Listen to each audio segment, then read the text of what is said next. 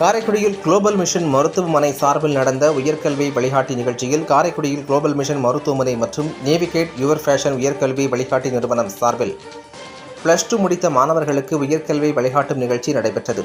ஆசிரியர் செந்தில்குமார் வரவேற்றார். Navigate your fashion நிறுவன தலைவர் உயர்கல்வி ஆலோசகர் கலைமணி கருணாநிதி கல்லூரிகளை தேர்வு செய்வது குறித்தும் வேலை வாய்ப்புக்கு உரிய படிப்புகளை தேர்வு செய்வது குறித்தும் ஆலோசனை வழங்கினார். மனிதவள மேம்பாடு மற்றும் உயர்கல்வி ஆலோசகர் டாக்டர் சோமவள்ளியப்பன், UPSC ஆலோசகர் நித்யா செல்வகுமார், உயர்கல்வி ஆலோசகர் அசோக்குமார் ஆகியோர் +2விற்கு பின்னர் என்ன படிக்கலாம் என மாணவர்களுக்கு விளக்கினர்.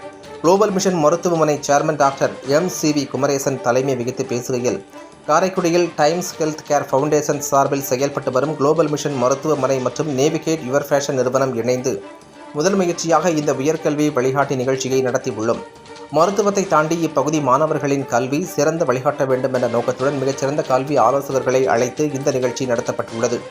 மருத்துவத்தை பொறுத்தவரை பல்வேறு துறைகள் உள்ளன என அவர் தெரிவித்தார்.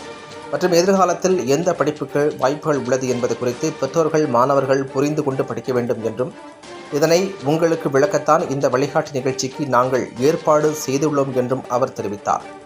மருத்துவமனை நிர்வாகி விவேகானந்தன் நன்றி கூறினார்.